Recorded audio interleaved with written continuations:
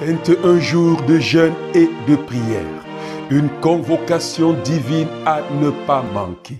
Du lundi 11 janvier au dimanche 31 janvier 2021.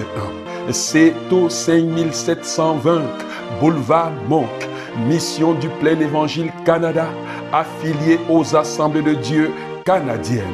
21 jours d'incubation dans la présence du Saint-Esprit.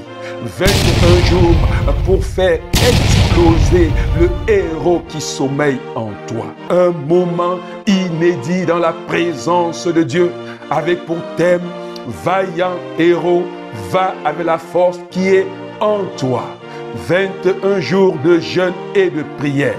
Un moment de revêtement de puissance pour un rétablissement de l'ordre divin dans notre pays, le Canada. Suivez-nous en direct sur Zoom et sur Facebook, Guy Goujou et Mission du Plein Évangile. Pour ce moment, pour cet instant, c'est un privilège, c'est une grâce, je vais le dire ainsi. Nous sommes rendus aujourd'hui au 8e jour de notre jeûne et prière. Nous bénissons le Seigneur. Alléluia. Ça devient comme ça coule déjà quoi. Les premiers jours c'est un peu embêtant, mais ça devient comme une habitude, un système de vie là. Alléluia. Oh yes. C'est pour ça que quand on a commencé, on a lancé avec 21, on peut aller à 40 jours sans problème. Parce que notre organisme s'habitue. Et moi particulièrement qui avait commencé une semaine avant que nous n'entrons dans ce jeûne, ça devient un peu très équilibré, quoi. Alléluia, un système de vie. Nous voulons bénir le Seigneur.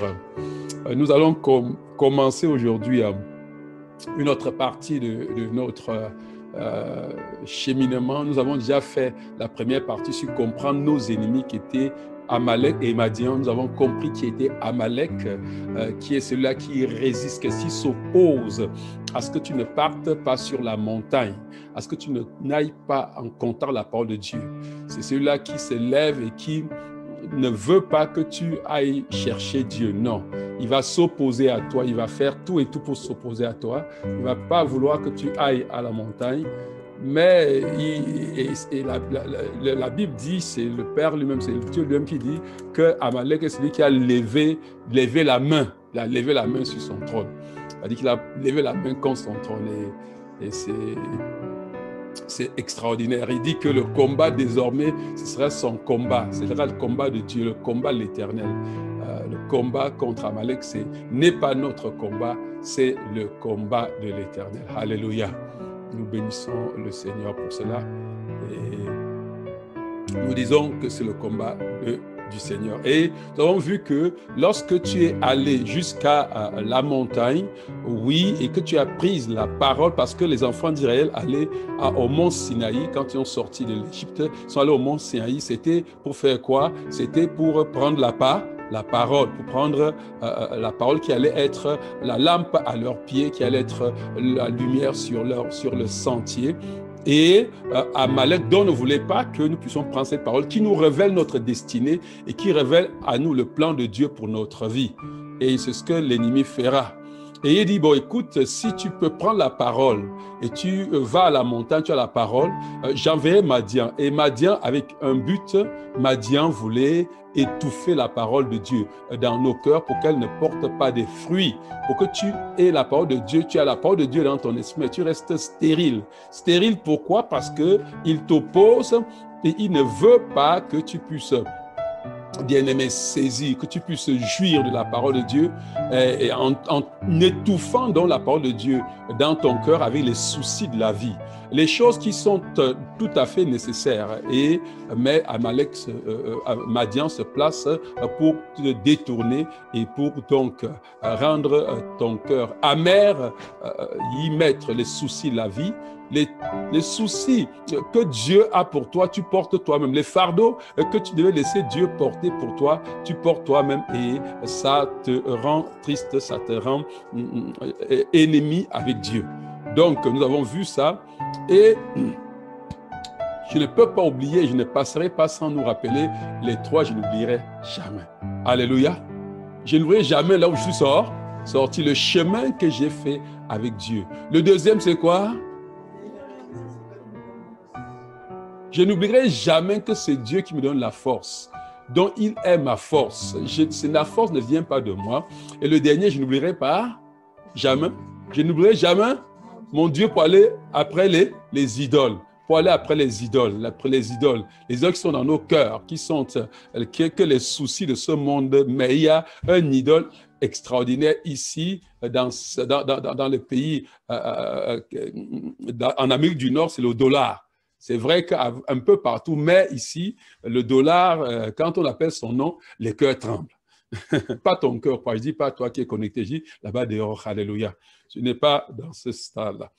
Donc, et nous avons vu dans la deuxième partie le cri à Dieu, le premier pas vers la délivrance. C'est-à-dire que quand tu te rends compte de ton incapacité à faire quoi que ce soit par toi-même, quand tu te rends compte après avoir tout essayé, là, le cri sort de ton cœur, le cri qui sort de ton cœur. Et quand tu te rends compte dans le combat quotidien où tu te livres et que Amalek, Madian se met sur ton chemin, quand tu es fatigué et que tu te rends compte que le combat est celui de l'Éternel. Ah, bien-aimé, c'est extraordinaire, tu le reconnais et quand tu es fatigué, tu te repens. Nous avons vu les 4 étapes qui permettaient que notre cri soit un cri strident. Le genre de cri que quand ça sort de ton cœur, comme le cri de Bartimée, cela arrête Jésus net.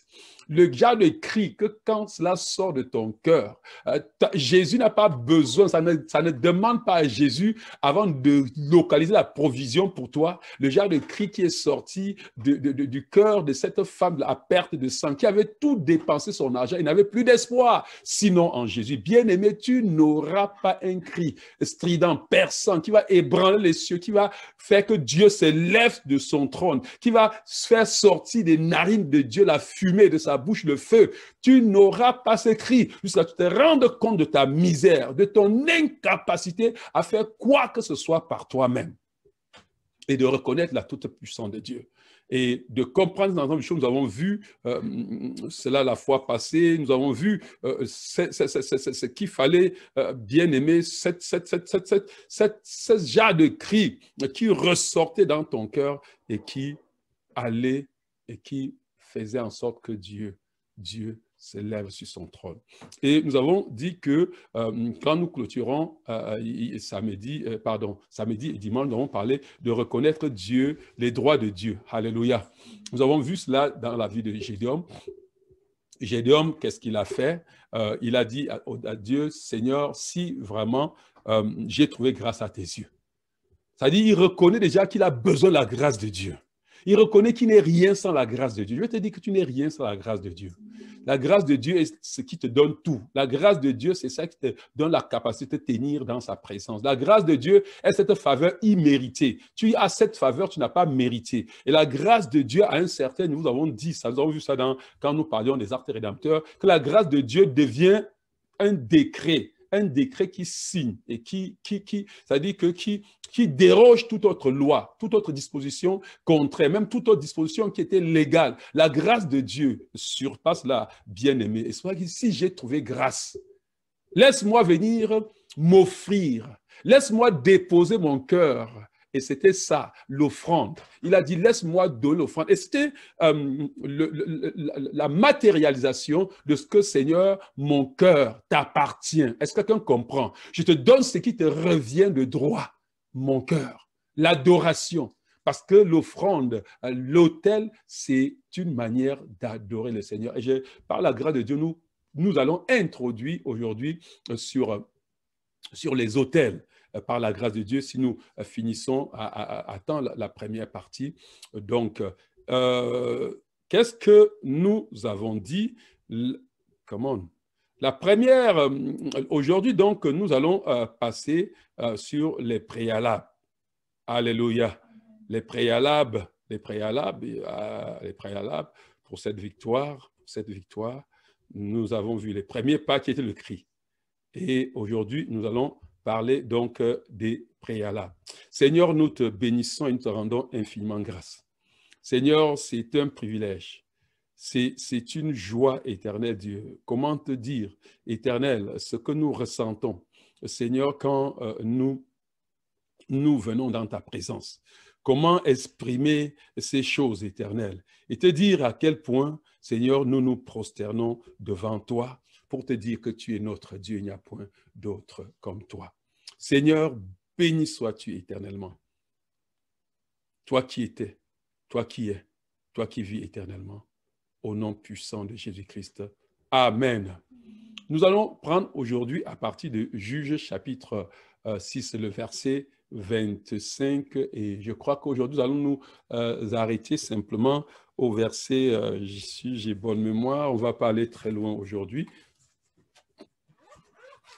Juges chapitre 6, nous allons lire à partir du verset 25, et nous allons aller aujourd'hui, je crois que nous allons lire... Oui, nous allons nous en tenir aujourd'hui dans le chapitre 6, verset 25, je crois que jusqu'au verset 33, si c'est possible, mais je ne crois pas qu'on ira jusqu'au verset 33. Quelqu'un peut nous lire Juge chapitre 6 là, à partir du verset 25, on va descendre au verset 25, on va s'arrêter au verset 33. Je fais la lecture. Juge chapitre 6, verset 25 à 33, il est écrit: Dans la même nuit, l'Éternel dit à Gédéon, prends le jeune taureau de ton père et un second taureau de 7 ans. Renverse l'autel de Baal qui est à ton père et abat le pieu sacré qui est dessus. Tu bâtiras ensuite et tu déposeras, tu bâtiras ensuite et tu déposeras sur le haut de ce rocher un autel à l'Éternel ton Dieu. Tu prendras le second taureau et tu offriras un holocauste avec le bois de l'idole que tu auras abattu. Gédéon prit 10 hommes parmi ses serviteurs et fit ce que l'Éternel avait dit. Mais comme il craignait la maison de son père et les gens de la ville, il l'exécuta de nuit et non de jour. Lorsque les gens de la ville se furent levés de bon matin, voici l'autel de Baal était renversé, le pieu sacré placé dessus était abattu, et le second taureau était offert en holocauste sur l'autel qui avait été bâti. Ils se dirent l'un à l'autre: qui a fait cela? Et ils s'informèrent et firent des recherches. On leur dit: c'est Gédéon, fils de Joas, qui a fait cela. Alors les gens de la ville dirent à Joas: fais sortir ton fils et qu'il meure, car il a renversé l'autel de Baal et abattu le pieu sacré qui était dessus. Joas répondit à tous ceux qui se présentèrent à lui: est-ce à vous de prendre parti pour Baal? Est-ce à vous de venir à son secours? Quiconque prendra parti pour Baal mourra avant que le matin vienne. Si Baal est un dieu, qu'il plaide lui-même sa cause, puisqu'on a renversé son autel. Et en ce jour, l'on donna à Gédéon le nom de Jérubal en disant que Baal plaide contre lui parce qu'il a renversé son autel. Tout Madian, Amalek et les fils de l'Orient se rassemblèrent. Ils passèrent le Jourdain et campèrent dans la vallée de Jezreel. Amen. Amen. Seigneur, merci pour ta parole. Puisse ta parole, Seigneur Dieu, avoir, Seigneur Dieu, une place dans nos cœurs. Puisse ta parole, tel Seigneur d'une épée à double tranchant, puisse pénétrer dans notre esprit, puisse juger nos sentiments, puisse séparer notre âme de notre esprit, puisse séparer moelle et jointure, puisse ta parole ce soir avoir son effet pendant que nous allons la proclamer, pendant que nous allons la saisir, éternelle. Donne, éternel Dieu, que cette parole, Père, puisse faire son chemin. Creuser de Sion dans notre vie, au nom puissant de Jésus-Christ. Amen. Alléluia. Bien-aimés, je voudrais m'arrêter là où revenir sur les points que nous avons dit le dimanche. Je voudrais vraiment que nous commençons par cette prière, bien-aimés. Pendant que nous entrons pour voir ces prières-là, nous avons dit une chose dimanche et je voudrais que nous prions par rapport à cela, bien-aimés. Nous avons dit que ce qui était la force de Gédéon, quand le Seigneur a dit « va avec la force que tu as », c'était la disposition de Gédéon. La disposition que Gédéon avait en lui faisait de lui un vaillant héros. Ce n'était pas autre chose que cela, parce que si c'était parce que les gens étaient oints par le Saint-Esprit, on irait parler aux gens de la tribu de Lévi qui étaient mis à part depuis pour le service auprès du Seigneur. Mais Gédéon avait quelque chose qui était la prédisposition, qui était le genre de héros, qui en toi, quand tu as ce genre de héros, lorsque ces héros s'accouplent avec Dieu, bien-aimé, tu deviens insaisissable, tu deviens, je vais dire, imbattable, tu deviens invulnérable, bien-aimé. Et nous avons vu que c'est cette attitude d'altruisme que Gédéon avait. C'était quelqu'un qui n'était pas centré sur lui. C'est quelqu'un qui avait, qui partageait ce qu'il avait. Et il battait le blé pour le partager. Et nous avons vu que le blé représente le Seigneur, ce que nous devons le partager. Bien, mais je voudrais que pendant que nous commençons ce soir, est-ce que tu peux prier et dire, Seigneur, donne-moi d'être une personne qui n'est pas centrée sur lui. Seigneur, je refuse d'être centré sur moi. J'ouvre mon cœur pour partager l'amour. J'ouvre mon cœur pour partager ta puissance, la puissance de Christ. J'ouvre mon cœur pour partager le blé que tu m'as donné, le Christ Jésus. Est-ce que nous pouvons prier au nom de Jésus-Christ? Seigneur éternel Dieu, pendant que nous revenons, Seigneur, nous ne pouvons pas oublier, Seigneur Dieu, que notre géant qui est en nous, Seigneur Dieu, devra se constituer et se réveiller. Oh Seigneur, donne-moi, Seigneur Dieu, Père, de ne pas toujours regarder à moi, Seigneur, de regarder aux autres, de ne pas, Seigneur Dieu, penser à moi, de savoir que, Seigneur, tu as dit que tu m'as choisi en tant qu'héritier d'Abraham, afin que les nations soient bénies au travers de moi, afin que je sois une source de bénédiction. Seigneur, donne-nous d'être une source de bénédiction. Donne-moi, Seigneur, en ce 21 jours, d'être une source de bénédiction. Oh Père, je t'en supplie, d'être quelqu'un au travers de qui, Seigneur, tu bénis. Tu bénis autour de moi, je t'en supplie. Prie et dis à Dieu, donne-moi d'avoir l'amour et la solitude pour ton peuple. Donne-moi d'avoir cet amour pour ton peuple, que je ne sois pas le genre de personne, on appelle vaillant héros, il est content qu'il est héros, il se vend devant les autres. Je sois le genre de personne qui dit, je n'irai pas sans les autres, Seigneur. Comme Moïse, tu dis qu'on part, tu ne dis pas à qui on va partir. Tu dis que tu vas détruire ce peuple, tu vas susciter un autre peuple. Je ne veux pas de cela, bien-aimé. Je ne veux pas. Il a dit, Moïse avait dit, si tu ne veux pas pardonner ce peuple, enlève mon nom de ton livre de vie. Si tu veux tuer ce peuple, tu tueras ce peuple avec moi. Voilà un champion. Voilà le genre de géant. Quand Dieu te regarde avec cette disposition, écoute-moi, il descend dans ta vie. Oh, ce soir, dis à Dieu, donne-moi d'être quelqu'un qui a l'amour pour ton peuple. Donne-moi d'être quelqu'un qui ne veut pas aller seul, mais qui va avec les autres. Donne-moi que tout ce que j'ai, tout ce que je possède, Seigneur, que ce soit pour l'avancement de ton royaume. Au nom de Jésus-Christ. Prie et dis à Dieu, ne me donne pas d'avoir une haute opinion de moi-même, mais donne-moi un cœur humble. Donne-moi un cœur qui sait compter rien que sur toi. Donne-moi un cœur qui sait que tu es tout et il est rien absolument. Donne-moi un cœur soumis. L'être humble comme Gédéon était, parle de la soumission. Ce soir, prie bien-aimé, dis Seigneur, je veux être humble. Oh, béni sois-tu, Seigneur.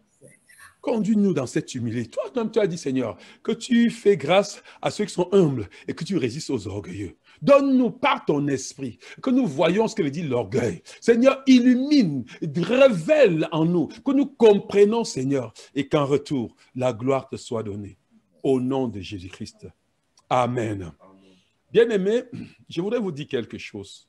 Les préalables pour la victoire que nous voulons voir, c'est quoi? En réalité, je vais vous dire que lorsque vous voyez les personnes se lever pour aller dans le champ de bataille, pour combattre, non, bien-aimé, c'est que il y a eu d'abord le combat qu'on a gagné dans le règne spirituel. Est-ce que quelqu'un comprend, bien-aimé? Regarde, pour que tu te lèves pour aller dire, comme nous allons combattre la semaine prochaine, la semaine de combat, pour que la semaine prochaine, ton combat, c'est-à-dire que te placer pour décréter. Alors, la semaine prochaine, nous allons non seulement nous allons imposer le règne de Dieu, vous comprenez bien, mais pour que tu imposes le règne de Dieu et que cela soit effectif. Sinon, je veux que vous compreniez que ce n'est pas passé tout un temps, comme nous sommes dans 21 jours de jeûne. C'est bon, je veux que vous compreniez, je jeûne, je prie, mais tu peux jeûner, prier et tu n'as aucun impact. Parce que tu n'as pas rempli les préalables, les prérequis. Ça, c'est qu'on comprend, bien aimé. Oui, il y a des prérequis, il y a des choses qu'il faut se qualifier pour gagner dans le monde physique, pour imposer le règne de Dieu autour de toi, pour aller combattre Amalek avec succès. Comme nous avons vu, nous voyons ce que, regardez, ce que Gédéon a fait. Gédéon n'est pas encore allé dans le champ de bataille, n'est-ce pas? C'est à partir du verset 30, je crois, 35, nous allons voir que même jusqu'à là, il y a une préparation pour avoir le coup de gonfle final. Non, Dieu, parce que Dieu, lui, il ne veut pas t'amener au champ de bataille pour dire rentre avec les jambes cassées. Dieu ne veut pas t'amener au champ de bataille. Vous savez, moi, dans l'église, j'étais responsable du groupe d'intercession, on avait un groupe de délivrance. Et vous savez, j'avais quand même, je m'avançais, mais avec beaucoup de crainte par rapport à toutes les peurs que les aînés m'avaient fait quand même avoir. Ils m'ont fait du bien, vous comprenez? Parce qu'ils me disaient comment, l'ennemi les a fracassés, comment, et celui-ci dit, oui, comme tu vois ma jambe comme ça, c'est que ça a été cassé au combat. Ceci disait des choses, tu peux prier comme ça, que les gens qui prient, qui font la guerre spirituelle, leur famille est toujours dérangée. Vous comprenez? Et c'est vrai, laisse-moi te dire, si tu vas faire le combat spirituel sans les préalables, est-ce que quelqu'un me comprend? Est-ce que vous me saisissez, bien aimé? Les préalables que nous allons voir aujourd'hui, que nous allons commencer aujourd'hui, tu dois avoir ces prérequis pour te mettre devant l'ennemi et dire, je te commande au nom de Jésus-Christ. Sinon, il va te faire ce qu'il a fait au fils des pasteurs. Le pasteur Séva, que ses enfants sont allés, ils ont dit au nom de Jésus que Paul prêche. Les démons ont dit oui, je connais Jésus là. Même Paul que tu dis à son nom là, je connais. Mais toi-même qui dis au nom de Jésus, toi tu es qui? Et la Bible dit que les démons sont rendus maîtres d'eux et les ont bien fouettés. Ce n'est pas ton cas au nom de Jésus. Parce que tu es sous une couverture. Alléluia. Amen. Tu es sur une couverture. Il faudra que le démon là me traverse pour arriver sur toi. Alléluia. Amen. Donc, nous allons voir donc ces prérequis. Ça dit que les préalables pour une victoire certaine sur l'ennemi.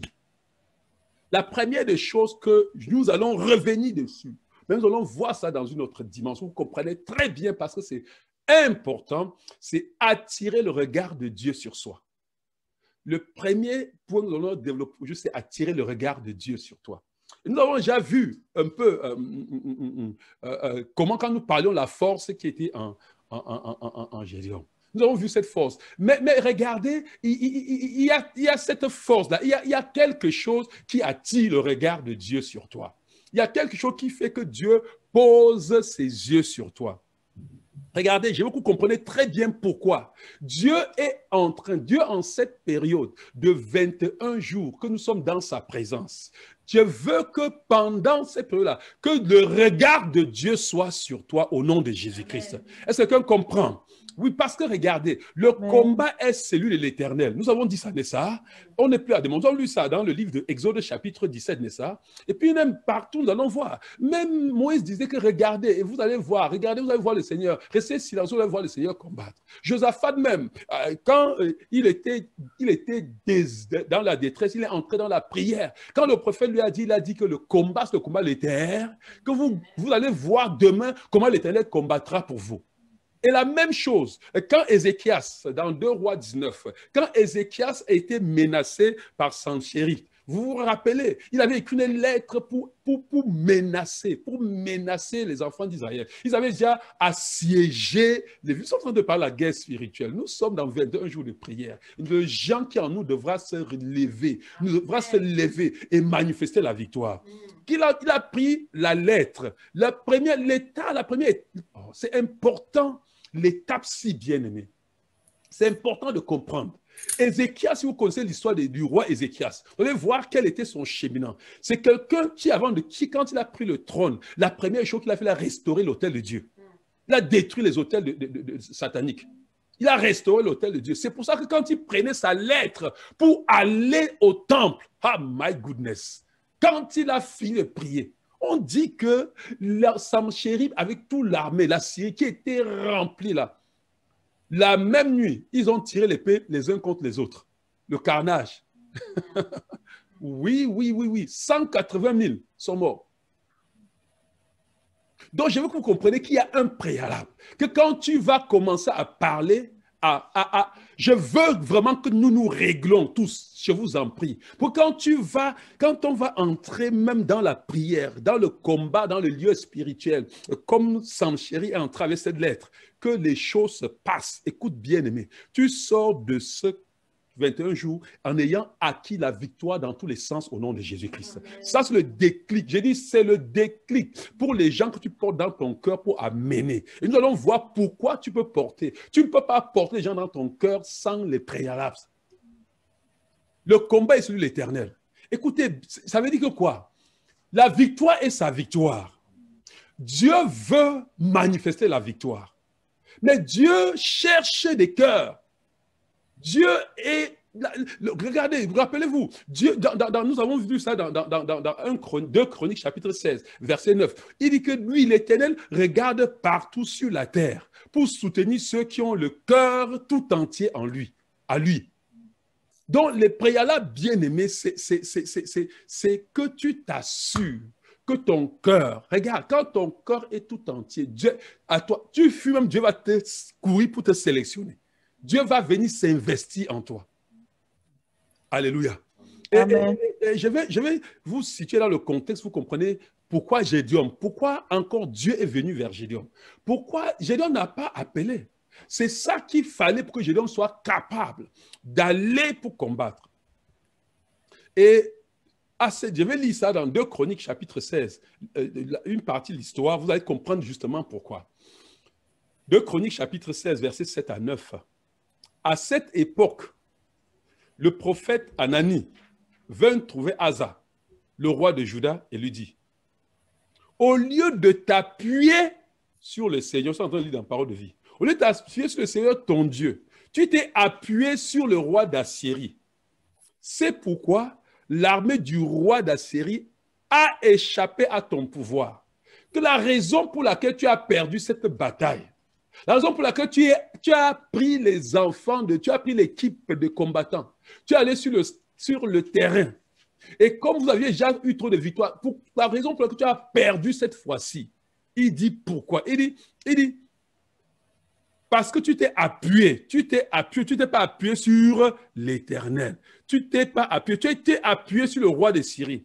C'est pourquoi donc le roi de Syrie a échappé à ton pouvoir. Les Éthiopiens, les Libyens formaient une armée plus puissante avec des chars de guerre et des cavaliers très nombreux.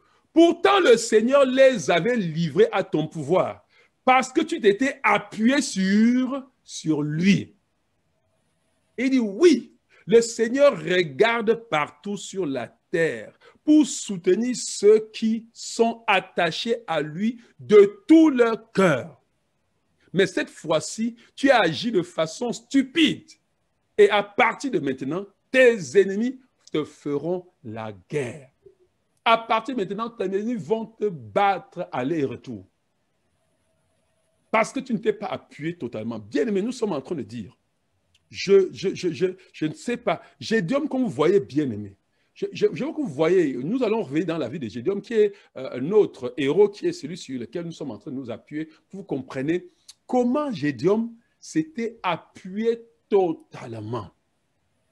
Gédéon avait le cœur tout entier. Ce soit encore bien-aimé. avant que nous n'allons, regardez, première des choses, ton cœur. Parce que l'offrande que tu donnes à Dieu est une manifestation, une extériorisation de ton cœur. Est-ce que quelqu'un comprend, bien-aimé? Est-ce que quelqu'un comprend? Oui, Gédéon donne l'offrande et bâtit l'autel. Gédéon a donné l'offrande, il a bâti l'autel. Acte de soumission et de connexion à la parole de Dieu.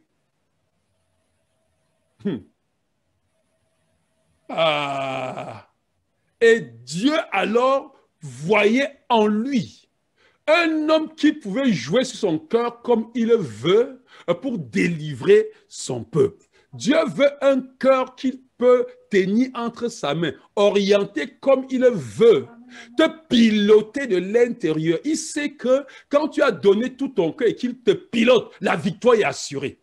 Amen. Oui, bien-aimé, c'est important. Je ne sais pas sur quoi tu t'appuies. Gédéon, et je vais vous dire, le caractère de soumission et de foi que nous voyons chez Gédéon sont représentatifs de l'état qui doit nous caractériser nous-mêmes si nous voulons que le géant qui est en nous, que le vaillant héros qui est en nous va avec Dieu et manifeste la victoire. Si nous voulons connaître la délivrance et être un instrument pour délivrer les autres, nous devons laisser nos cœurs tout entiers. Ta vie ne doit pas être que tu comptes sur quoi que ce soit. Tu ne dois pas compter, tu ne dois pas t'appuyer. Il dit, tu ne dois pas t'appuyer sur ta propre chair. Je veux dire que quoi? Il y a des gens qui s'appuient sur leur chair et ils ne veulent pas pardonner. S'il y a quelqu'un, je ne sais pas pourquoi le Seigneur me dit là, mais le Seigneur dit qu'il y a quelqu'un qui est assis là, son cœur n'est pas encore, il y a encore l'ennemi qui a tenu une part de son cœur par le non-pardon.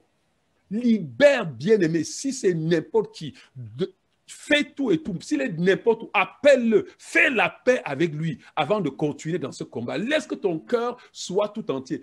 Enlève cette obscurité. Je vois un côté de ton cœur dans l'obscurité. Je vois les serpents qui sont en train de rouler là-bas, les tortues et tout, dans ce côté de ton cœur. Dieu dit, laisse que ma lumière pénètre et te donne la délivrance à toi dans ton cœur. Je veux ton cœur tout entier. Je ne veux pas un endroit où Amalek va avoir l'opportunité de se cacher. Je ne veux pas un endroit où Amalek, Madian va se tenir et réclamer le droit d'être là-bas. Oui, bien-aimé. Et regarde, je vais vous dire, quand un homme a donc le cœur tout entier à Dieu, cet homme est alors habilité à construire un autel.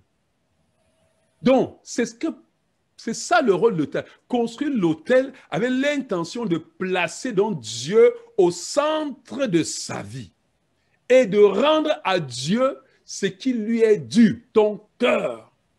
Tu aimeras l'Éternel, ton Dieu, de tout ton cœur. Ne laisse pas une part de ton cœur. Je dis, je ne vous suis pas en train je dis, ne laisse pas une part de ton cœur à qui que ce soit à ta femme, à ton mari, à ton père, à tes enfants. Non, Dieu veut tout ton cœur. D'ailleurs, quand Dieu prend tout ton cœur, il va bien t'apprendre à bien aimer ta femme. Quand Dieu prend tout ton cœur, madame, il va t'apprendre ce que ça veut dire la soumission à son mari. Si tu te soumets par ta propre chair, tu ne vas pas réussir. Tu veux aimer ta femme par ta propre force, tu ne vas pas réussir. Tu vas aimer aujourd'hui et détester demain. Je vous le dis, c'est pour ça que tu dois donner. Alors, quand je dis comme ça, une femme dit, le pasteur avait venu faire que mon mari ne m'aime plus. Il dit que je ne veux plus avoir la place dans le cœur de mon mari. Non, tu ne me comprends pas. Si ton mari a une place que lui-même l'a donnée à toi, là, demain, il va encore te botter dehors. Or, si donne tout ton cœur à Dieu, Dieu va prendre une place pour toi dans le cœur de ton mari. C'est Dieu qui prend une place pour toi dans le cœur de ton mari et rien ne peut plus enlever ça. Est-ce que quelqu'un me comprend? Amen. Amen. Tout entier, tout entier, tout entier.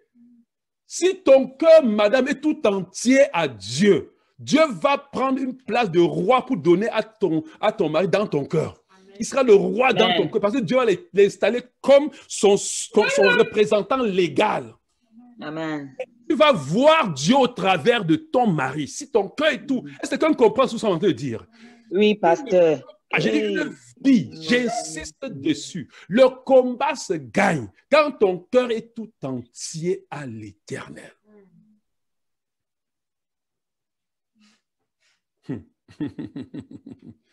Oui, bien-aimé. Quand tu...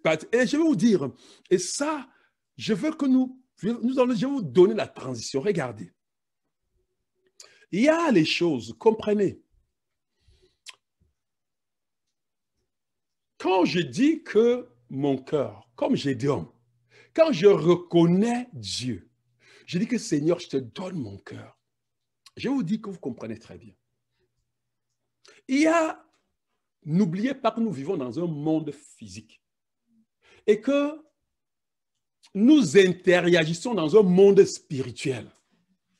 Et je vous ai appris ça. Bibliquement, il n'y a rien qu'on fait, qu'on acquiert, qu'on peut aller dans le monde spirituel toucher sans poser des actions physiques ici sur la terre. Est-ce que quelqu'un me comprend? Amen. Vous comprenez? C'est pour ça que la Bible dit que celui qui croira et qui sera baptisé, celui qui sera sauvé. Parce que quand tu crois, c'est bon, c'est dans ton cœur. Quand tu baptises, c'est un acte physique que tu poses, qui valide que tu as cru. Il n'y a rien. Prenez-moi n'importe quoi la Bible vous dit. C'est d'ailleurs pour ça que Dieu a instauré le système de sacrifice. Quand tu viens demander pardon, il y a quelque chose qu'on doit faire. C'est pour cela que quand le cœur de Gédéon, pour que Gédéon valide, pour que Gédéon valide son cœur qu'il disait donner à Dieu, il dit Seigneur, attends, je viens. En fait, l'offrande et l'autel, je suis en train de faire la transition parce que nous allons prier pour entrer dans l'autre côté de l'autel pour que tu comprennes. Pourquoi est-ce que Gédéon, quand il dit, si j'ai trouvé grâce à tes yeux, je reçois la parole. Si j'ai trouvé grâce à tes yeux, je sens que j'ai besoin de cette grâce-là. Je sens que je suis rien sans cela. Ce n'est pas une... Voici l'action que je pose qui valide ce que je sens dans mon cœur. Il est allé chercher le sacrifice, l'offrande qui est un sacrifice. Il a bâti pour l'Éternel l'autel. Je vais vous montrer ce que c'est que l'autel tout à l'heure. Mais je voudrais, indépendant que nous sommes, ça, chacun devra faire cet examen. Tu dois faire cet examen du fond de ton cœur. Y a-t-il encore quelque endroit dans ton cœur qui n'appartient pas encore au Seigneur? Dis à Dieu ce soir. Nous sommes venus pour prier, bien-aimés. Dis à Dieu ce soir, Seigneur, sonde mon cœur. Scrute mon cœur. Frère, c'est le secret de la victoire, s'il te plaît. Dis à Dieu, y a-t-il encore des lieux de rébellion, des lieux de désobéissance à l'autorité que tu as instituée? Y a-t-il encore de non-pardon? Y a-t-il de colère? Y a-t-il encore... Est-ce que mon cœur est fluide vis-à-vis de mon mari? Est-ce que mon cœur est fluide vis-à-vis de ma femme? Est-ce que moi, enfant, je ne suis pas en train de vivre dans la rébellion? Est-ce que mon cœur est tout entier à toi, Seigneur? Et pendant que je vais demander à mes bien-aimés ici de nous chanter encore quelques minutes, je te donne mon cœur. Il ne m'appartient plus. Dieu me dit que pendant ce moment, il va faire un réglage. Lui-même, il va faire un réglage dans ton cœur. Il va aller toucher ces endroits. Il va aller purifier là où il faut purifier.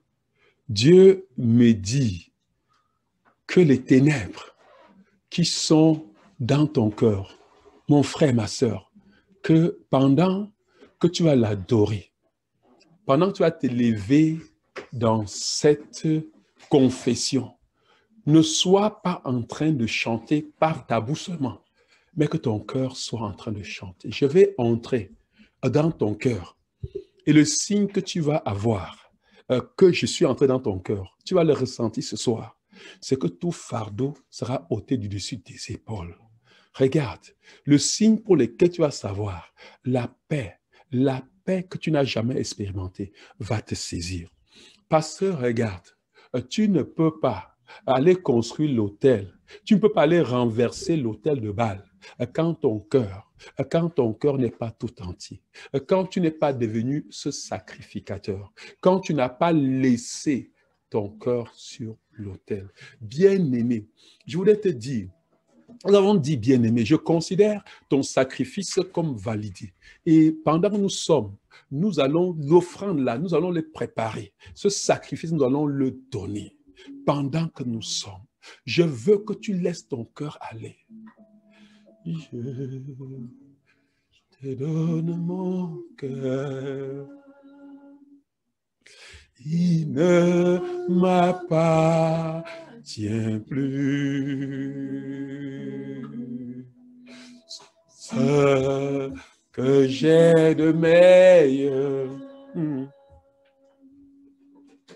tout est pour toi, Jésus. Un parfum de valeur sur toi est répandu. C'est l'offrande de mon cœur. Je suis à toi, Jésus. Je te donne mon cœur. Je te donne mon cœur.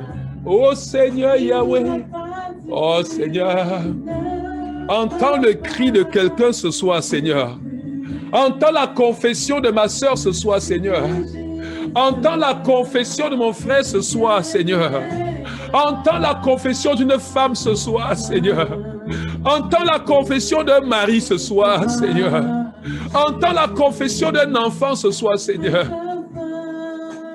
Un parfum de valeur sur toi est répandu. C'est l'offrande de mon cœur. Je suis à toi, Jésus.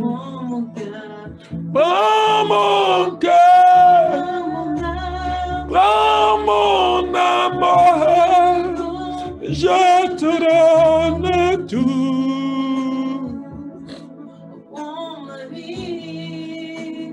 Prends ma vie, oh, ma voici, je te donne tout. Oh Seigneur, trouve des cœurs ce soir, Seigneur. Des cœurs que tu vas soutenir. Des cœurs que tu vas soutenir dans ce combat. Des cœurs que tu vas piloter. Des cœurs que tu vas libérer. Des cœurs, Seigneur Dieu, que tu vas envahir de ta présence. Seigneur, descends ce soir. Descends dans nos cœurs. Descends dans nos cœurs. Descends dans nos vies. Prends nos âmes. Prends tout ce que nous sommes. Prends, Seigneur. Tout est à toi. Tout est pour toi. Tout est à toi. Tout est pour toi. À toi. Oh, tout à toi. Mon cœur est à toi, Jésus. Mon cœur est à toi. Tout à toi. Oh, prends mon cœur. Oh, prends mon âme, je te donne tout. Oh, prends ma vie, Seigneur. Ma vie,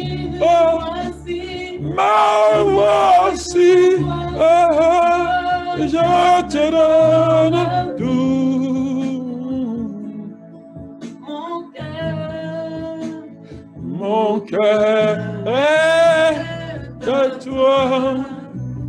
Oh, Tout à toi. tout à toi. Mon cœur est à toi, Jésus. Oh Seigneur, mon cœur est à toi. Oh, tout à toi. Oh, mon cœur, oh, mon âme, je te donne tout. Oh Seigneur, Prends ma vie. et Me voici, je te donne donne tout.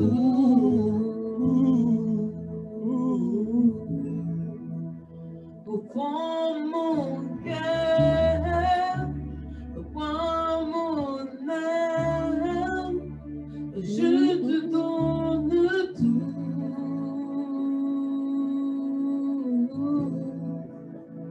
Prends ma vie.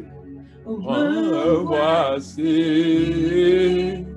je te donne tout. Prends mon cœur. Prends mon âme, je te donne tout. Prends ma vie. Prends ma vie, Voici. me voici, je te donne tout. Oh, mon cœur est à toi. Ah, tout à... Oh Seigneur, merci.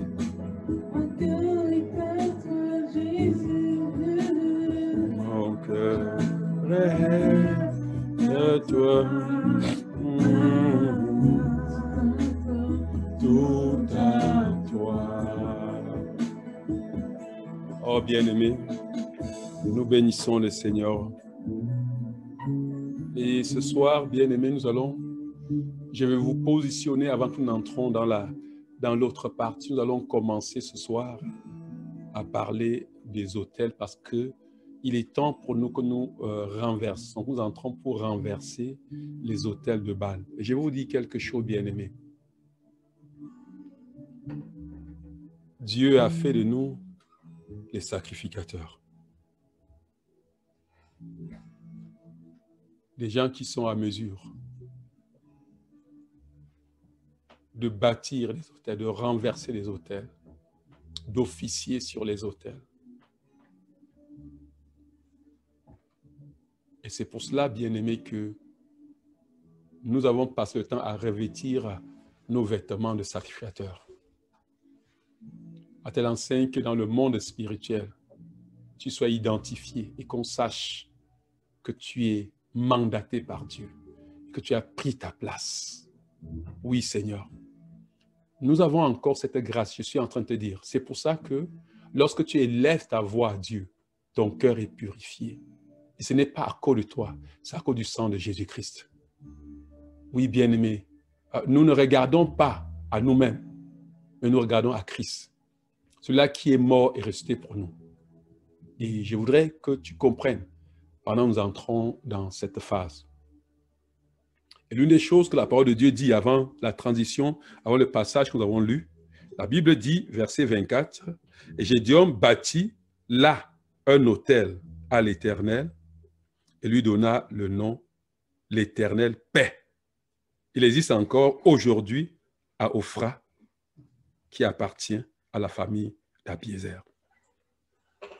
Bien-aimés, nous avons vu, toujours dans Exode, chapitre 17, verset 16, lorsque le Seigneur avait dit, à moins qu'il écrasera Amalek, et après la victoire de Josué au tranchant de l'épée, la Bible dit que Moïse a donc bâti l'autel là-bas, et le nom qu'il a donné à l'autel, c'est quoi? Jéhovah t'initie. C'est-à-dire que Dieu, ma bannière. Dieu, c'est lui qui me donne la vie, la victoire. Abraham, nous ne sommes pas en train d'enseigner sur les autels. Mais je veux simplement te donner un aperçu que tu comprennes, pour que tu comprennes ce que c'est que l'autel. Pour que tu comprennes pourquoi c'est capital. Pourquoi il n'y a pas de rencontre avec Dieu sans autel. Ça n'est pas possible sans autel. Ce n'est pas possible.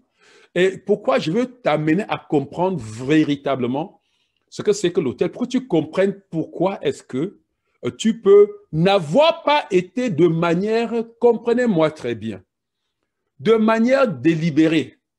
Tu ne sais pas que tu as l'autel de Baal sur lequel tu donnes les sacrifices. De manière délibérée, tu ne sais même pas que c'est même Dagon. Tu ne sais pas quel autel, tu ne sais pas. Parce que tu ne comprends pas ce que c'est que les autels.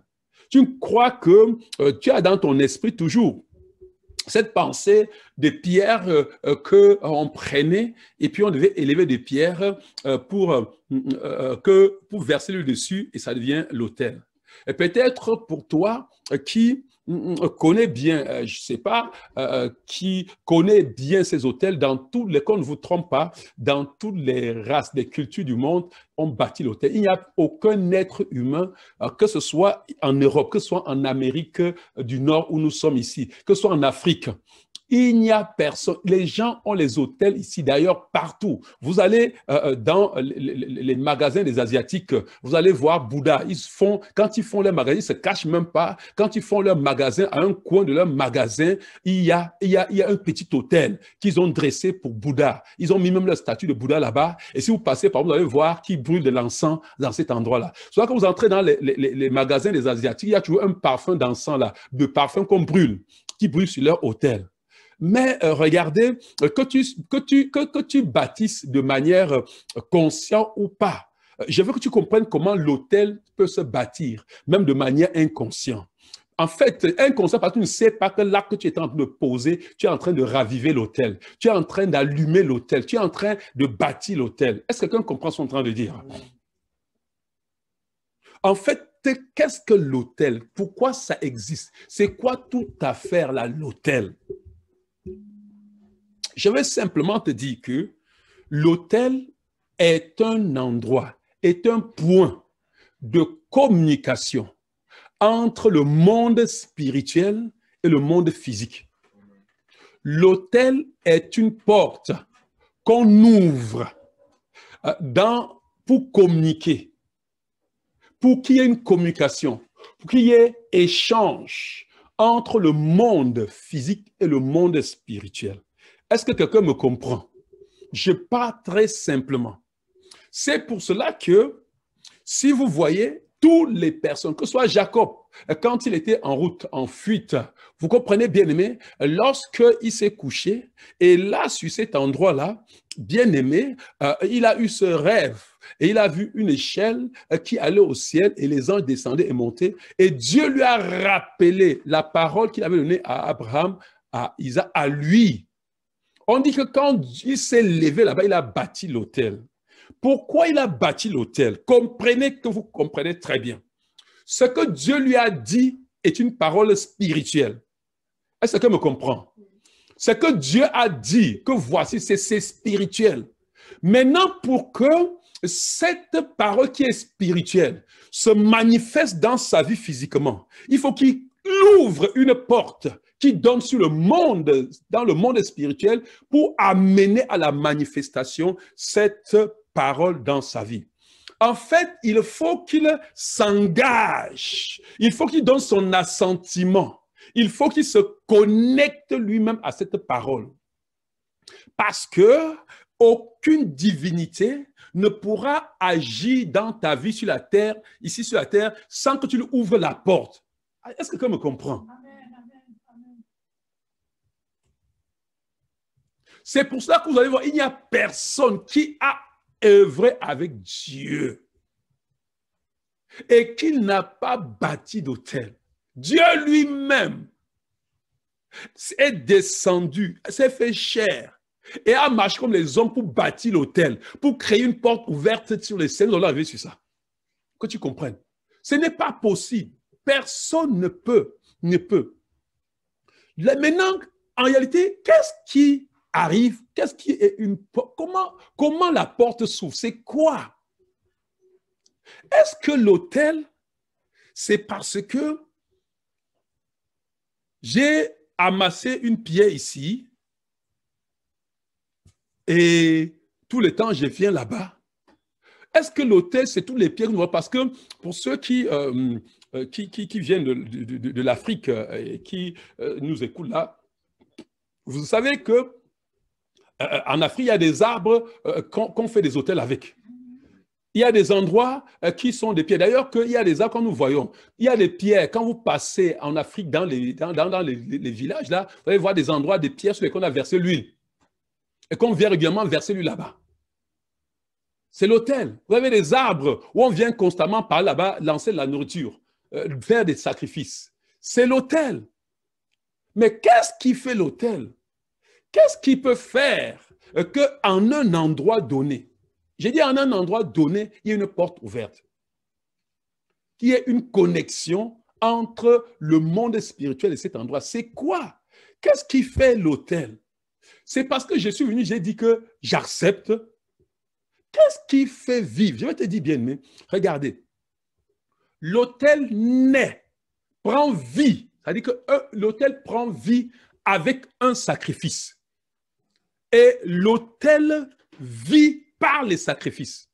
L'autel naît par le sacrifice. Et l'autel vit par le sacrifice. Regardez. L'autel est un lieu d'échange, j'ai dit, entre le monde spirituel et le monde physique. C'est un endroit où on invite une divinité. On donne l'autorisation à une divinité de passer pour agir sur la terre. Parce que la terre, c'est la terre des hommes. Et personne ne peut influencer sur cette terre. Quelque divinité que ce soit, ça veut dire que les divinités, je dis divinité parce que Dieu est divin. Il y a des petits dieux là, qui sont des créatures, qui sont des démons en fait, qui sont la manifestation du diable. Le diable lui-même ne peut pas agir sur la terre sans autel. Je crois que j'insiste dessus, mais si vous allez chez les sataniques parler d'autel, ça les jeunes, ils connaissent très bien parce qu'il n'y a aucun, que ce soit résolution, que ce soit, qui n'a pas d'autel chez lui. Parce que personne ne peut interagir dans le monde spirituel sans l'autel. Et je dis, l'autel prend vie par le sacrifice. Et il est maintenu en vie par les sacrifices. Et c'est pour cela que l'autel qui se sent mourir réclame les sacrifices. L'autel est un lieu d'échange. Comprenez-moi très bien. On amène à l'autel les choses physiques pour tirer les choses spirituelles à se manifester dans notre vie. En fait, je vais vous dire très simplement, l'autel est un lieu d'échange de puissance. La puissance pour manifester la parole. C'est à l'autel qu'on prend cette puissance. Paul, je suis pas en train de dire, mais Paul, dans le livre de Corinthiens, fait une illustration extraordinaire sur les ventes sacrifiées aux idoles. Quand il parle à Sainte Seine. Nous reviendrons dessus. Vraiment, l'autel, il y a un moment où j'ai enseigné sur l'autel pendant 6 mois à l'église. Pendant plus de 6 mois où j'ai enseigné sur les autels. Je prêchais sur les autels, j'enseignais sur les autels. Donc, je veux simplement aller, je suis en train de courir parce que pour que ça te bouleverse, tu comprennes. Nous partons sur les autels bâtis, nous voyons comment les autels ont agi dans les vies des personnes. Et le plus frappant, c'est dans le Genèse chapitre 22, avec 22, 25, avec Isaac. Et quand vous voyez, vous comprenez, je crois qu'aujourd'hui, nous, on va ouvrir cela pour que vous compreniez un certain nombre de choses relatives à l'autel. Il dit que comme l'autel est maintenu en vie par les sacrifices, l'autel réclame les sacrifices pour vivre. Je veux que vous compreniez. Lorsque on a invité une divinité dans une famille par un autel, en bâtissant l'autel, c'est-à-dire qu'en offrant les sacrifices, la divinité veut agir comme Dieu lui-même veut accomplir ses desseins sur la terre. Dieu étend ses regards pour chercher quelqu'un. Il cherche parce que Dieu veut quoi? Dieu veut accomplir ses desseins sur la terre, n'est-ce pas? Oui, sauf que Dieu étend ses grâces. C'est pour ça que Dieu va même te pousser, toi, enfant de Dieu. Il va te pousser dans les situations quand l'autel de Dieu est en train de s'éteindre. Dieu va pousser, comme Dieu a fait aux enfants d'Israël, les faire souffrir pour qu'ils crient à lui et bâtissent l'autel, le moyen pour qu'il vienne encore intervenir sur la terre. Est-ce que me comprend? Oui.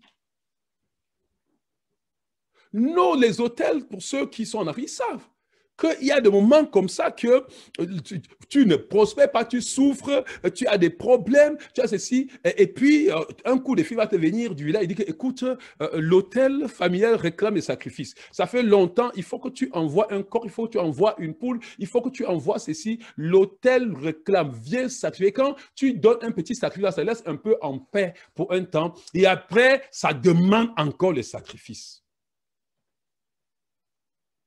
Donc, ce qui fait vivre l'autel, c'est les sacrifices.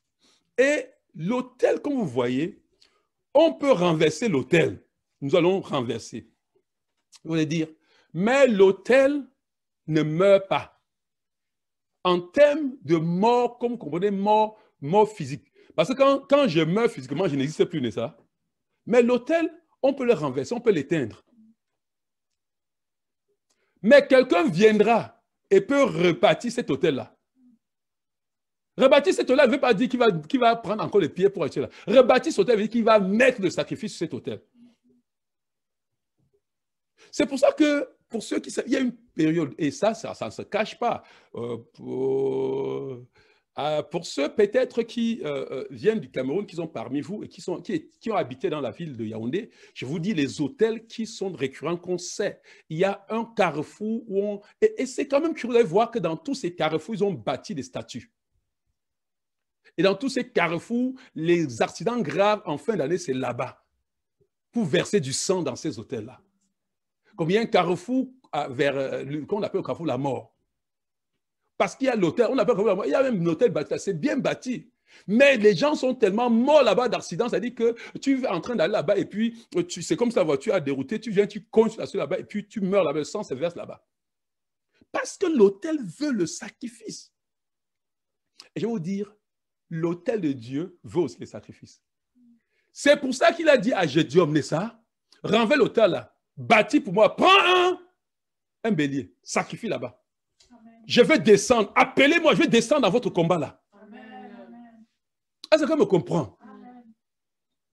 Je vais descendre. Mais vous descendre, enlevez-moi. C'est-à-dire que brisez la puissance de Baal.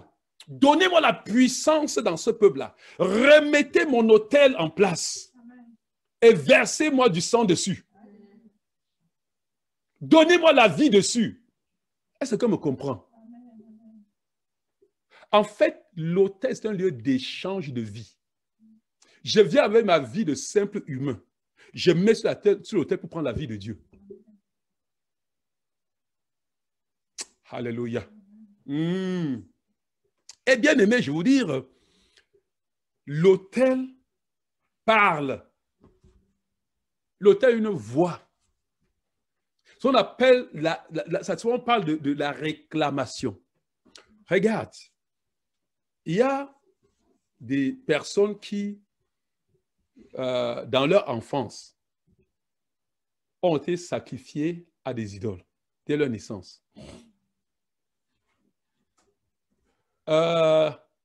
Plusieurs d'entre nous, à notre naissance, en Afrique, ça se passe dans plusieurs pays, ce n'était pas seulement en Afrique, mais c'est biblique. Parce que dans Ézéchiel chapitre 16, si on était en train de on aurait lu ça. On aurait lu ça. Vous comprenez que le cordon ombilical qu'on prend pour aller enterrer, c'est une partie de ta vie qu'on prend pour aller connecter aux hôtels familiales. Nous sommes en train de vous dire, nous allons parler de l'hôtel familial. Tous les enfants qui naissent n'importe où, il y a même les gens ici, quand ils n'étaient pas chrétiens, ils vont accoucher les enfants, plier le cordon ombilical pour envoyer dans le pays à leur maman. Leur maman va prendre, aller donner à grand-mère. Grand-mère va te connecter dans l'hôtel familial avec le cordon là, ombilical. Ils vont dire que voici, regardez, je vais quand même lire ça avec vous. Parce que Il y a des choses que nous faisons et vous allez voir. Et ça, vraiment, je vous dis bien aimé, je ne sais pas comment on va faire ça, mais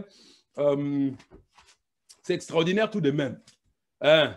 Les gens qui accouchent leurs enfants, ils gardent le condom au béca des années, ils disent que non, quand j'irai dans mon pays, je vais donner ça à ma maman. La maman prend, si grand-mère encore là, on peut donner à grand-mère. Et on va quelque part enterrer. Peut-être sous un bananier. Ta vie se résume à un bananier. Hein? Alléluia. Oh, waouh, waouh, waouh, waouh, waouh, waouh, waouh. Bon, on peut dire ça. Oh, on n'est pas en train d'enseigner sur les cordons. Ézéchiel, vous pouvez le lire. Il va lui dire que ton problème, c'est qu'au jour de ta naissance, tu n'as pas été coupé de ton cordon ombilical, n'est-ce pas? Là où ton cordon a été enterré, tu n'as pas été coupé de là. Et ce soir, pendant que nous sommes en train de parler, je sens des personnes où Dieu me dit encore que regarde, que les autels, toute jeune, tu as été consacré sur des autels. Et ces autels-là font des réclamations. Je vais te dire, peu importe les réclamations que les autels font, est-ce que quelqu'un me comprend? Vous allez comprendre, vous ne pouvez pas. Vous ne pouvez pas les empêcher de faire la réclamation. Mais leurs réclamations seront nulles et sans effet quand vous allez comprendre ce que je vous dis pendant ce séminaire-ci. Nulles et sans effet. Vous pouvez ici, là, bien aimer. Je dis ici, parce que vous croyez qu'il y a des distances. Il n'y a pas de distance dans le monde spirituel. Est-ce que vous comprenez bien aimé? Les gens qui voyagent avec les avions spirituels, en une nuit comme ça, une nuit avant que le lendemain ne vienne, ils vont te dire qu'ils étaient en Europe, ils étaient au Cameroun, ils étaient en Asie, tout en une nuit. Alors que nous ici, pour quitter ici au Cameroun, physiquement, nous on prend 2 jours. Vous comprenez? Et en une nuit, il fait aller-retour. C'est-à-dire qu'il va en Europe, il va au Cameroun, il va en Asie, il va partout. Ils peuvent aller dans les continents partout, il revient. C'est pour te dire que nous allons voyager spirituellement. Aller jusque là où tu es, quels que soient les hôtels bien-aimés. Si tu comprends ce que je suis en train de dire, cette saison-ci, j'ai dit, quels que soient les hôtels qui ont le toupet encore d'élever la voix, que ce soit ici au Canada, nous allons voir ce que c'est que ces hôtels-là. Que ce soit ici, bien-aimés, nous allons entrer. Aïe, Mantayakoto. Je sens bien-aimé qu'il y aura un bouleversement, un changement radical dans le monde spirituel à ton sujet. Regardez, la délivrance vient de ce qu'on connaît, comment les hôtels agissent. Regarde, quand on n'est pas, j'ai dit, quand tu es ignorant, regarde, je vous dis un petit truc pour comprendre ce qu'on appelle l'ignorance. Regardez. Quand on fait, je prends par exemple les funérailles en Afrique. Tu es ici au Canada, n'est-ce pas? On dit, ouais, on est en train de faire les funérailles de ton grand-père. Oh, vraiment, c'est ceci. Ouais, on voit ta participation. Tu es en train de te connecter à l'autel. Parce que les gens de funérailles qu'on fait pour un grand-père, pour quelqu'un qui était mort depuis, vous savez, on ne fait pas les funérailles. Peut-être que vous ne savez pas derrière. On ne fait pas les funérailles sans avoir enlevé le crâne. On ne fait pas les funérailles sans sacrifier les bêtes, sans verser le sang. Il y a pour ceux qui le savent, il y a une des bêtes qui l'achève où on sacrifie. On a un endroit où on va le sacrifier pour les funérailles. Et quand tu donnes pour ces funérailles-là, tu te connectes à cet autel-là, tu ne sais pas. Et tu es là, enfant de Dieu. Quand on invoque sur ton nom sur cet autel-là, tu trembles ici. Parce que tu te connectes à ces autels. Parce que tu offres des sacrifices sans le savoir sur cet autel. Est-ce que quelqu'un comprend bien, aimé? C'est important de se dire. Ça dit que les autels parlent. Et qui fait parler l'autel? C'est le sacrificateur. Les réclamations, il y a 2 manières de l'autel de parler. Il y a les réclamations. Quand l'autel réclame, bien aimé, c'est que l'autel veut le sacrifice. Et nous avons vu ça, une illustration parfaite dans le cas d'Isaac, où l'autel de Dieu réclamait le sacrifice. C'est extraordinaire ce passage, bien aimé. Je ne sais pas. Vous voulez qu'on lise ça? Ouais, c'est extraordinaire. Oh, je ne sais pas comment. Je ne sais pas comment. Oh, mais c'est un passage. Je vais vous donner le passage. Vous allez lire et venir avec les questions. Parce que si on veut lire là, dans Genèse, ça va nous prendre du temps là, parce que nous sommes simplement en train de faire un briefing. Dans Genèse chapitre 25, vous lisez donc cette affaire-là. Genèse chapitre 26, autant pour moi. C'est l'alliance avec Abraham confirmée à Isaac. Dieu est merveilleux. Hein? Je vais vous résumer. Dieu, au début de Genèse 26, confirme son alliance avec Isaac. Il y a eu une famine, il y avait une famine. Et que Isaac était tellement menacé par cette famille. Isaac cherchait comment il va fuir pour partir. Dieu lui dit, ne pars pas de là, je suis le Dieu de ton père, de Abraham, je suis ton Dieu. Je t'apparais cette nuit, je te dis que voilà, tu es béni. Il réitère la bénédiction au gars. Le gars prend la bénédiction et il a encore, l'autel peut encore parler à cause du sacrifice que son père avait fait. Mais le temps faisant, l'autel perd de force. Parce que l'autel parlait encore à cause du sacrifice que son père avait fait. Il a prospéré. Mais quand l'autel a perdu de force, l'autel de Dieu voulait que lui maintenant ne vive pas de la connexion que son père avait fait, que lui-même, il vienne se connecter à l'autel par le sacrifice et qu'il s'engage lui-même que cette parole-là soit effective dans sa vie. Bien-aimé, les misères commencent à le poursuivre. Lui qui était adulé par le roi des Philistins et les Philistins, on commence à lui chercher querelle. On le chasse, il fuit, on le chasse, il fuit. Et dans sa fuite, lisez, dans sa fuite, ses pas sont orientés vers là où son père avait bâti l'autel, à Bethsheba. Et il fuit jusqu'à arriver à Bethsheba. Bien aimé, quand il arrive là-bas, l'Éternel lui apparaît encore et il donne l'autel, il met le sacrifice sur l'autel. Et dès qu'il a fait le sacrifice, il a mis le sacrifice sur l'autel. Ah, bien aimé. Les mêmes gens, le roi de Philistins qu'il avait chassé, avec son général Picotte et son ami, sont venus là-bas pour dire, nous savons que Dieu est avec toi. Est-ce que vous me comprenez? Lisez ce passage, on va en parler encore. Je suis en train de poser le débat, mais c'est un passage sur lequel je voudrais vraiment vous parler, vous comprenez ce que veut dire l'autel. J'ai dit que l'autel parle. L'autel parle. L'autel réclame. Et les réclamations de l'autel, c'est que l'autel demande le sacrifice. Et je peux voir ce 21 jours que nous avons organisé, je peux voir Dieu qui était en train d'amener une personne. Amener une personne depuis. Regarde, tu as eu soif, tu as entendu ce programme, tu as dit non, je veux venir. Peut-être tu es même seulement de passage et tu dis je veux suivre. Dieu est en train de t'amener à l'autel. Est-ce que bien aimé? Dieu est en train de t'amener d'ouvrir tes yeux pour que tous les autels qui parlent de manière illégale dans ta vie soient renversés au nom de Jésus-Christ. Amen. Légal parce que l'autel qui doit parler dans ta vie de manière légale, c'est l'autel du Seigneur Jésus-Christ. Est-ce que vous comprenez bien aimé? Mais par l'ignorance, nous laissons que des autels qui n'ont pas droit légal soient en train de parler dans notre vie. Et ils attendent toujours que vous leur donnez une juridiction dans votre vie pour qu'ils parlent dans votre vie. Et maintenant, quand l'autel parle, il parle selon les termes de l'alliance.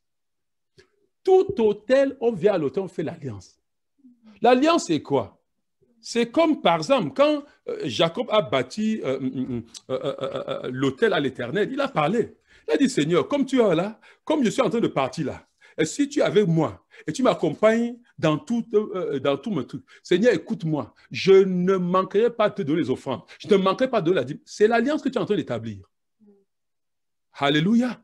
Oui, et même quand Jésus-Christ est venu bâtir l'autel que nous allons voir, sur lequel nous allons nous tenir cette année, ces jours-ci, que nous voulons restaurer, nous voulons faire parler dans notre vie, comme Gédéon l'a fait ici, bien aimé, quand lui-même, quand le Christ lui-même est venu bâtir cet autel-là, écoutez bien aimé, je vais vous montrer les thèmes de l'alliance. Nous allons arriver dessus.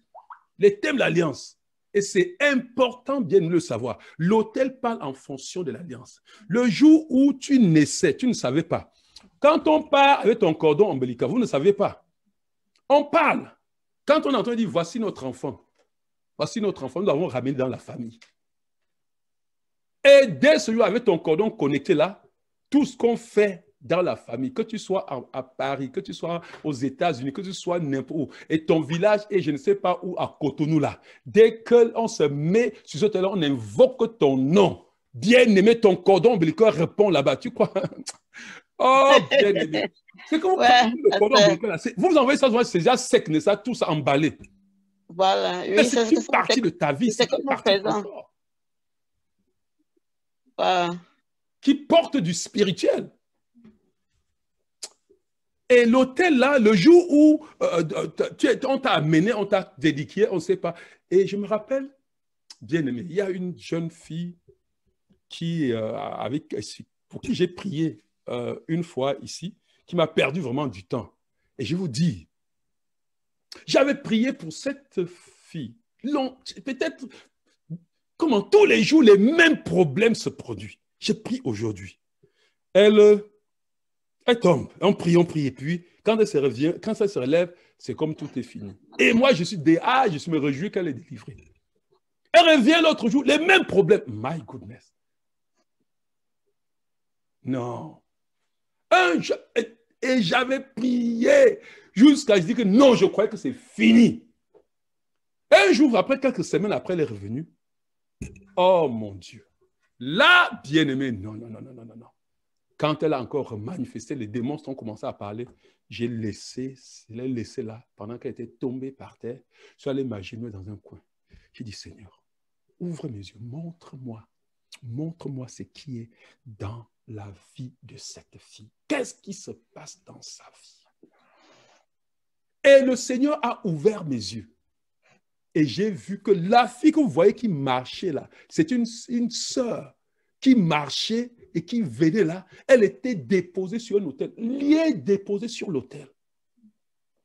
Regardez bien, mais le Seigneur a ouvert mes yeux et j'ai vu cette fille liée sur l'autel. Et c'est le jour là où j'ai compris que le Seigneur m'a dit exactement ce que j'allais faire. Frère, je me suis levé. Ce n'est pas crier, non. Quand je me suis levé, je me suis tenu devant elle. Elle était tombée dans l'inconscience depuis. Elle ne pouvait plus parler, c'est le démon qui parlait. Je suis venu, j'ai appelé son nom. J'ai dit, toi, tel. Je ne veux pas citer, on va dire son nom là, les gens vont connaître. J'ai dit, toi, tel. Je parle à ton esprit. Je parle. Regardez. J'ai dit, maintenant, reçois la force de Dieu. Brise ces chaînes sur cet autel, bien-aimé. Quand je parle, le Seigneur ouvre mes yeux. Ça dit que cette jeune fille qui était sur l'autel, il y a comme le feu qui descend sur elle.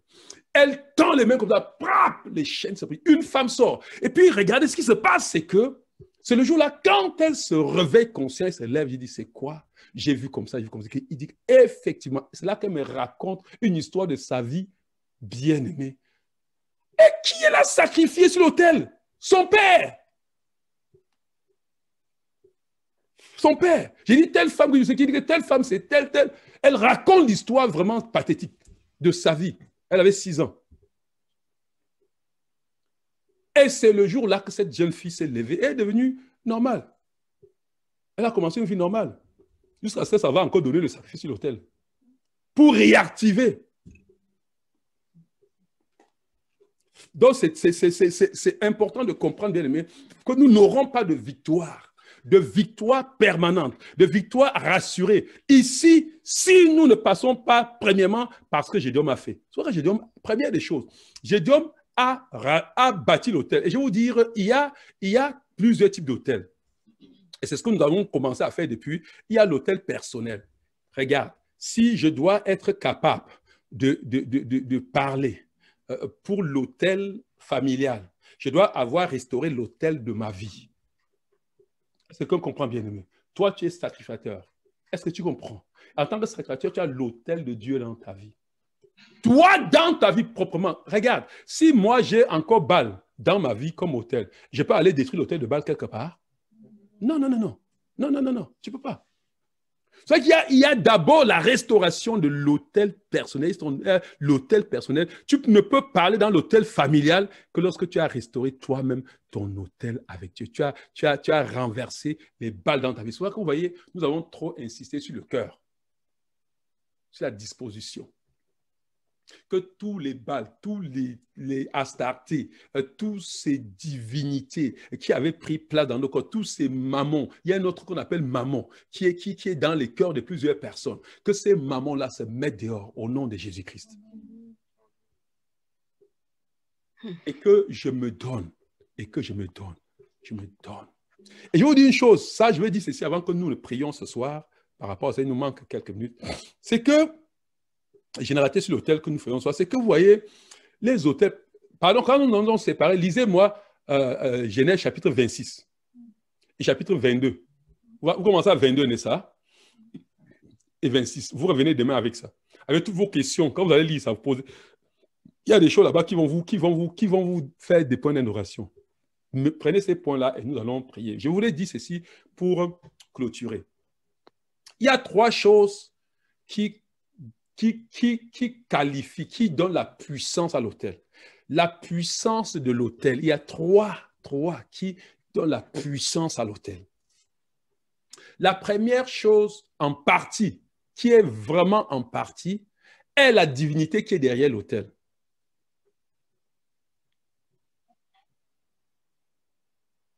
C'est la divinité qui est l'autel. Il y a des gens qui ont leur autel, c'est Satan qui est derrière cet autel-là. C'est la divinité qui veut invoquer sur l'autel. Nous avons notre autel. Et celui qui est derrière notre autel, la divinité, c'est le Dieu Tout-Puissant, créateur du ciel et de la terre. Alléluia. Amen. Oh my goodness. Est-ce que quelqu'un comprend?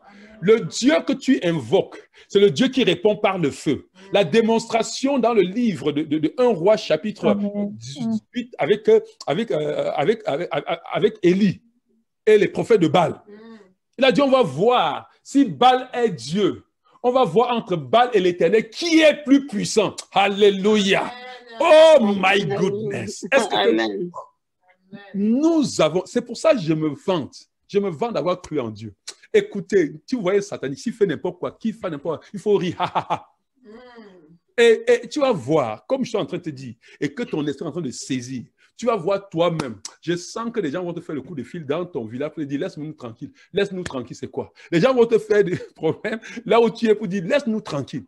Parce que même ton voisin, qui est quel hôtel, n'importe quoi, ça dit qu'il y aura un auréole de puissance qui sera toute ta maison. Je ne peux pas être dans un quartier, tu es mon voisin, il y a l'hôtel chez toi, l'hôtel va mourir. Oui, parce que je vais créer un rayon, une superficie autour de moi, où personne, aucun autre...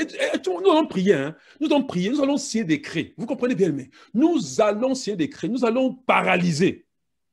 Alléluia. Amen. Donc, première des choses, c'est que la puissance de l'hôtel dépend, premièrement, du cœur facteur, de la divinité qui est derrière, n'est-ce pas? Bon, maintenant... Pourquoi est-ce que nous avons le Dieu le plus puissant? Non, nous ne doutons pas. Pourquoi est-ce que maintenant, avec la divine Dieu qui est le tout-puissant, nous sommes créateurs de tout, nous sommes malmenés? Deuxième des choses, ça dépend du sacrificateur aussi. Quel type de sacrificateur? Est-ce que tu es un sacrificateur partagé? Est-ce que ton cœur est partagé? C'est pour ça que Dieu ne veut pas le cœur partagé. Est-ce que ton cœur est partagé? Est-ce que quelqu'un me suit? Ça dépend maintenant de la consécration. La consécration du sacrificateur. Qui dit, comme nous avons les trois, je n'oublierai jamais. Je n'oublierai jamais là où Dieu s'y m'a sorti. Là, à la croix où je suis sorti, je ne peux pas oublier.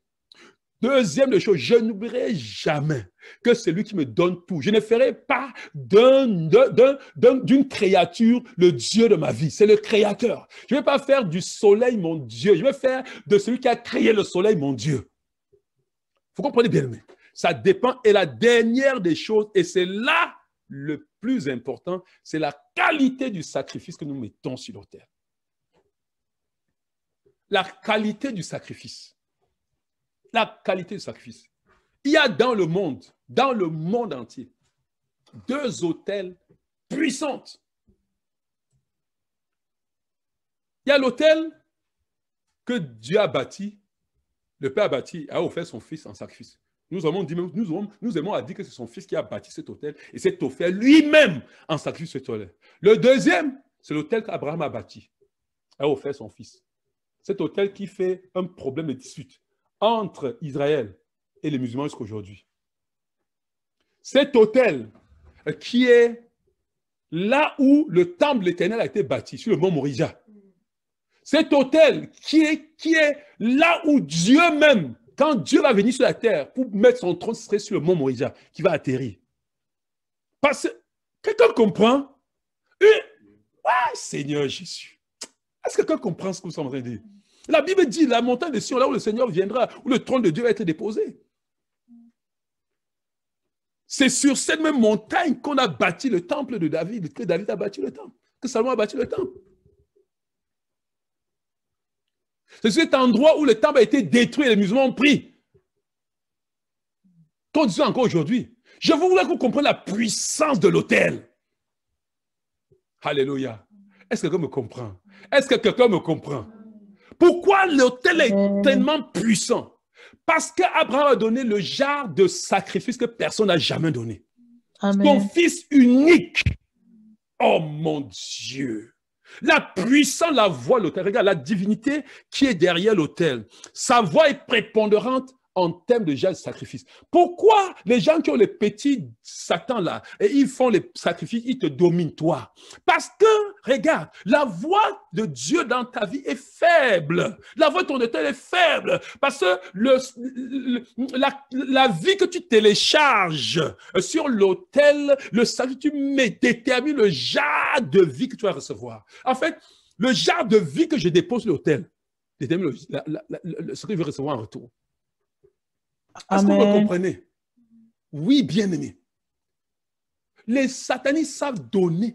Nous sommes en train de jeûner 21 jours comme ça, je me rappelle. Hein. Une dame, je crois déjà donné le témoignage là plus d'une fois. Une dame était venue dans l'église. J'étais à l'époque dirigeant, diacre dans mon église. Et c'était un dimanche où on m'avait donné l'opportunité de rendre ministère. À l'époque. Et la femme était venue. C'est sa maman qui l'avait invitée. Sa maman était fidèle. Et il a invité sa fille. Mais quand j'ai fini, sa fille a dit qu'elle veut me voir. C'est la première fois qu'elle venait à l'église. Elle veut me voir. Je dis, mais comment? J'ai dit, mais c'est quoi? Il dit, non. Je veux parler avec toi. Il dit, non, je n'ai pas encore vu ce genre de puissance. Je dis, ah bon? Il dit, oui. Il dit que même quand je jeûne 40 jours, je regarde le mur se brise. C'est elle qui me dit. Mais je n'ai pas encore expérimenté le genre. Dis-moi, c'est quoi? Quel est ton secret? C'est comme ça que cette femme-là a cru. L'autel que tu as est puissant, mon frère, ma soeur. Est-ce que tu comprends, bien-aimé? Oui. En tant que sacrificateur, quel est le genre d'offrande, de sacrifice que tu mets sur l'autel? Pourquoi les deux autels sont les plus puissants? L'autel que Christ a bâti. Regardez, Abraham a donné son fils unique. Dieu lui a dit, écoute, comme tu ne m'as pas refusé ton unique, moi, je te donnerai mon unique. Vous comprenez? Oui, c'est pour, vous allez dans Genèse chapitre 22, à partir du verset 17. Il dit, comme tu ne m'as pas refusé, ta postérité possédera la porte de tes ennemis. Et Jésus-Christ est cette postérité. Galates nous dit cette postérité d'Abraham. Que tu vas donner ton fils. En retour, moi, je vais te donner mon fils aussi. Oh my goodness. Tu donnes ton fils, je te donne mon fils. Il ne donne qu'en fonction de ce que tu donnes. Ce n'est pas qu'il refuse, c'est la porte. Parce que c'est ton sacrifice qui ouvre la porte. Tu ne peux avoir que la dimension de la porte que tu as ouverte. Alléluia. Alléluia. Bien-aimé, est-ce que quelqu'un m'entend ce soir? Est-ce que quelqu'un veut bénir? Je veux qu'on s'arrête ici. Bien-aimé, je veux te dire, demain, nous allons finir. Nous allons finir. Et c'est demain, nous allons commencer. Nous allons finir avec vos questions. Revenez demain à vos questions. Je vais prendre le temps pour vos questions. Je veux que nous bénissons le Seigneur parce que nous avons l'autel sur lequel nous sommes sacrificateurs. Alléluia, alléluia. Je ne veux pas te laisser en te disant, est-ce que tu vas là encore faire les pieds? Non, il y a une autel sur lequel tu as été érigé sacrificateur. Nous allons parler de ça demain. C'est comme comprendre bien aimé. L'autel que tu as. Tu ne pars pas aujourd'hui, tu es l'autel. C'est-à-dire que Jésus-Christ a bâti l'autel là pour nous. C'est pour ça qu'il est l'aîné de notre famille. C'est l'aîné de notre famille. C'est l'autel familial.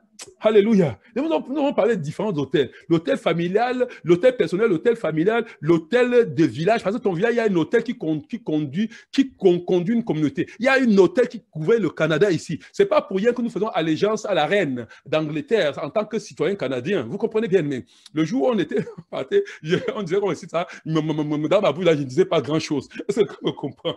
Je ne suis pas là pour faire allégeance à la reine. Est-ce que vous comprenez? Et je vais vous dire, oui, nous allons voir ça demain. Pourquoi on parle des esprits territoriaux? Vous comprenez bien, mais des esprits de la famille. Mais tout ça, je veux que tu comprennes. Parce qu'on doit parler des esprits, tu vas voir qu'ils sont rien. Est-ce que quelqu'un me comprend? L'autel que tu es sacrificateur dessus. Mon Dieu, j'ai dit, l'autel le plus puissant qui existe, c'est l'autel où Christ lui-même s'est offert dessus. Oh mon Dieu, j'ai envie de leur parler, de qu'ils comprennent pourquoi c'est l'autel le plus puissant. C'est parce que quand le sang de Jésus qui a été versé parle, il n'y a aucun autre sang qui peut se tenir devant cet autel pour parler. Est-ce que qu'on comprend bien, aimé? Je veux que tu bénisses le Seigneur. Bénis le Seigneur ce soir pour cet autel.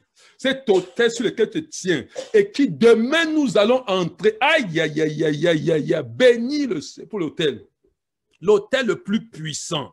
L'autel le plus puissant, bien-aimé. Tu es le sacrificateur. Écoute, c'est pour ça que Dieu t'a donné l'habit de justice. Que tu révèles l'habit de justice. Quand tu marches, le monde spirituel sait ce que tu as. C'est toi qui ne sais pas. Quand cette femme me disait, dis-moi quel était puissant. Moi, j'étais là, j'ai prêché, je savais que j'avais même quoi, bien-aimé. Ça a attiré mon attention. J'ai commencé à me dire, Moko. Oui, j'ai prêché, je savais que j'avais quoi. Quand elle me raconte ce qu'elle fait, ses espoirs, je dis, hey, moi, je n'ai jamais regardé un musée, c'est fendu. Bien-aimé, c'est les artifices de Satan fait que tu aies peur. Si Satan entre dans ta maison là, fait lever l'échelle, dit au nom de Jésus, descends. Il va descendre et tomber comme un fardeau. Est-ce que tu comprends, bien-aimé? Ne regarde pas tous les artifices. J'ai appris ça dans mon ministère. À l'époque, j'étais diacre.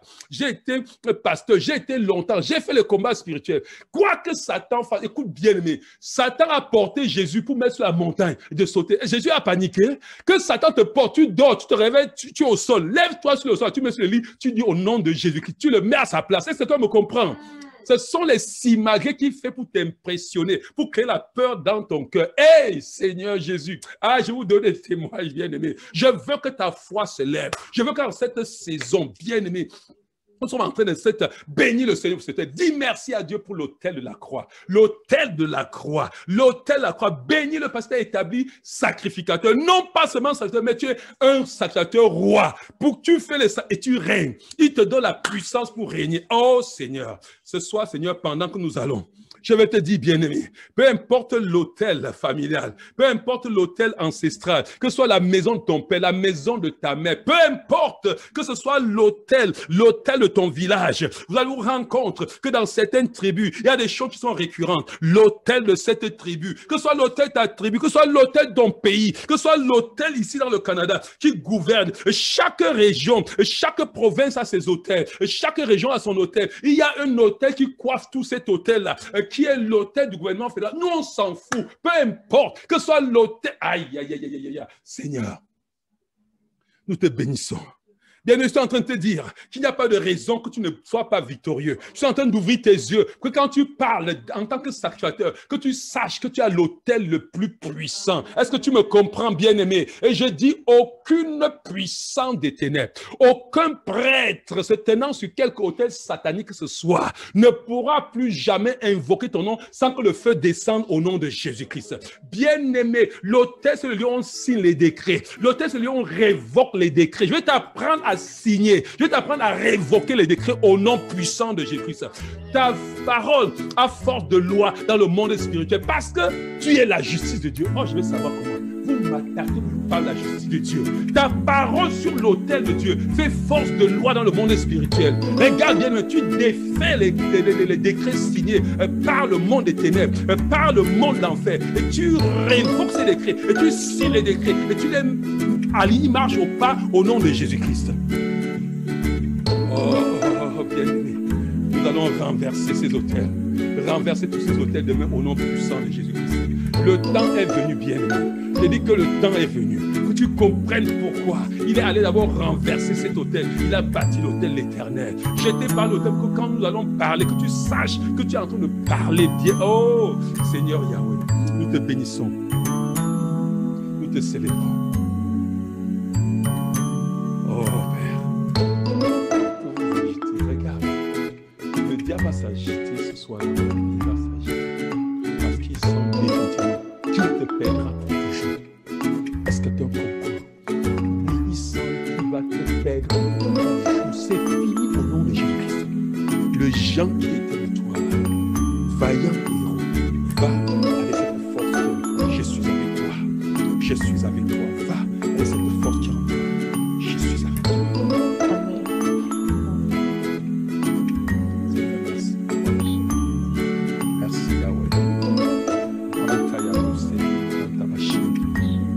Il y a des choses que vraiment, je dis, il y a des choses que je ne comprends pas, que je ne peux même pas comprendre, que je refuse de comprendre.